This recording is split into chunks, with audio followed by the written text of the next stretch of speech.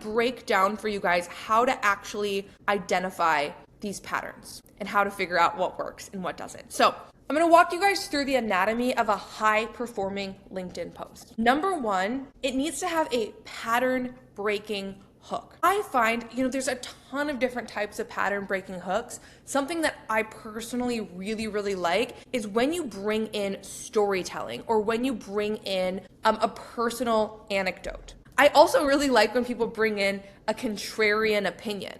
For example, marketing looks easy, but it's not. Like, that is a contrarian opinion. This is also pretty contrarian.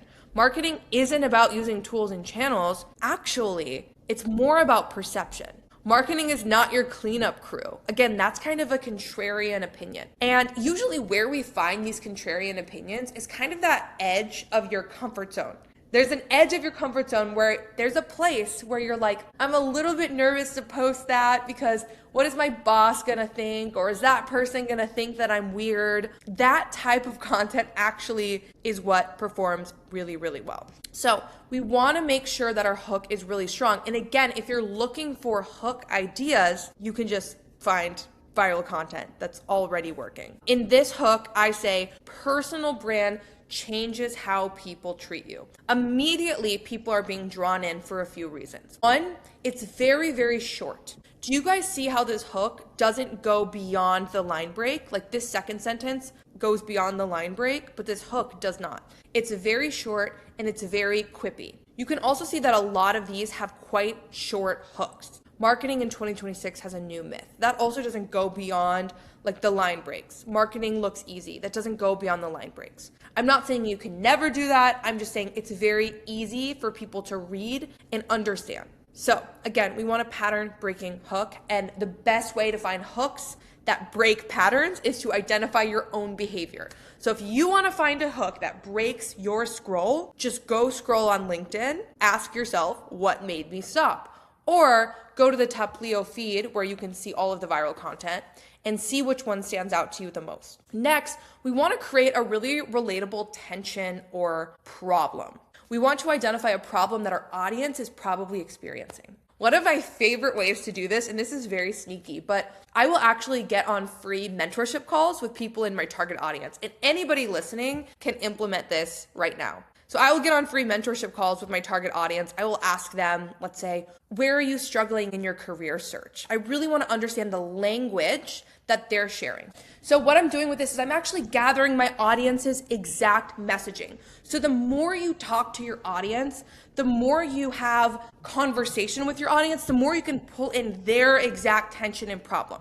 So again, the best way to do this is have conversations with your audience. Go get on some Zoom calls with them. Go get on some Google Meets. Ask them questions. Identify those problems and start to create posts about them. We want to make sure our posts have a story or an insight. Have you guys ever heard the phrase that says, share from the scar, not the wound, right? We don't really want to come on LinkedIn and trauma dump about everything that's going wrong in our business or our career. However, once we've overcome something, we can reflect on that learning. We want to make sure we have a concrete takeaway. So the concrete takeaway of this post is visibility is your perceived value, and we want to make sure we have an engagement trigger. This is my favorite way to increase engagement. We can ask a question at the end of our post. We can ask for feedback at the end of our post. Or this post is giving my audience an option. It's saying you have two choices. You can be mad about this, or you can use this information to your advantage. And people are in the comments saying, I'm choosing option 1, I'm choosing option 2. So I want to break down the anatomy of some other viral posts. These are viral posts that I've identified from the Taplio viral post section. Okay, here's a post from Tori Dunlap. So Tori says, I get about 100 messages each week. 99% of them are bad. This is why.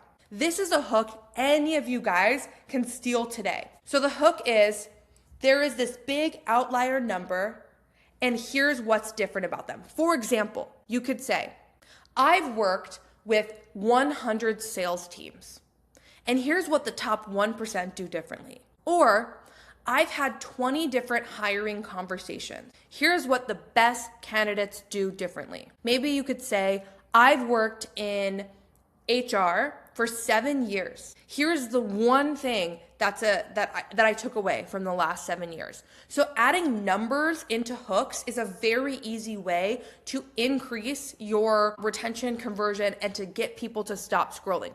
So I would recommend you guys taking a note on this is what is something you've done a lot of repetitions in? Is that having coaching calls? Is that applying to jobs? Is that reading a certain type of article? Is that putting a ton of hours into coding? Identify, I've done 100 of these things. Here's what the top 1% do differently. Such a good post. All right, another post idea, a template that we can borrow. But Maria, how do you post on LinkedIn so much? I don't know what to write about. I struggle to stay consistent, etc. So what Maria is doing really, really well here is Maria is using the messaging of her audience. So Maria is getting messages every day saying, I don't know what to post. I struggle to stay consistent. And so she's creating that as her hook. So again, we can go back to our audience and we can ask our target audience, what are you struggling with? We can have conversations with them and we can pull out their exact language and use that as a hook. This is a super, super easy hook. Okay, another great hook that I also found on the viral tab is from Hala Taha. Hala says, 60 seconds, I'll teach you a secret approach to close more sales. This is such a great hook. Again, we're including a number and it's very relevant to the audience. So a way that you could implement this right now is you could say, in the next 90 seconds, I'm gonna teach you my job application formula. Or you might say, in the next 500 words, I am gonna change your mind about XYZ.